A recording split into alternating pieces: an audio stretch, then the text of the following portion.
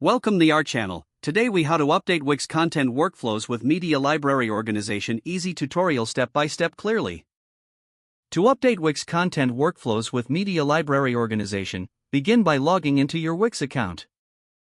Navigate to your site's dashboard. From the dashboard, locate the media section. Click on media to open your media library. In the media library, you will see all your uploaded images, videos, and documents. Start by organizing your media files into folders.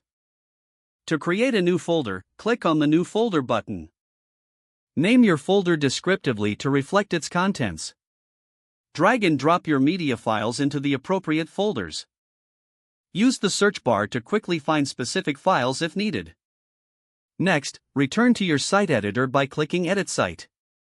Once in the editor, identify the content areas where you want to update media. Replace existing media by selecting the element you wish to change. Click on the media element, then select Change Media. Choose My Media to access your organized library. Select the appropriate folder to find your desired files. Click on the file to add it to your site. Make sure to optimize the size of the media for faster loading times. After updating, review your site content to ensure everything is in place. Finally, click Publish to apply your changes live. Regularly check your media library to maintain organization and efficiency. If the page does not load, refresh the browser or try again in a private or incognito window. Make sure you are using the correct email address, then retype it carefully to avoid small typos. If your password is not accepted, use the reset option and create a new strong password you can remember.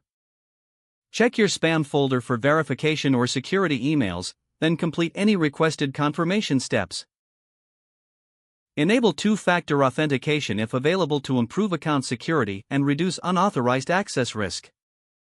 After signing in, review your profile details so your contact information and settings are accurate and current. If you see an error message, note it down and try again after restarting your device and internet connection. Log out when you finish, especially on shared devices, to keep your account and payment information secure.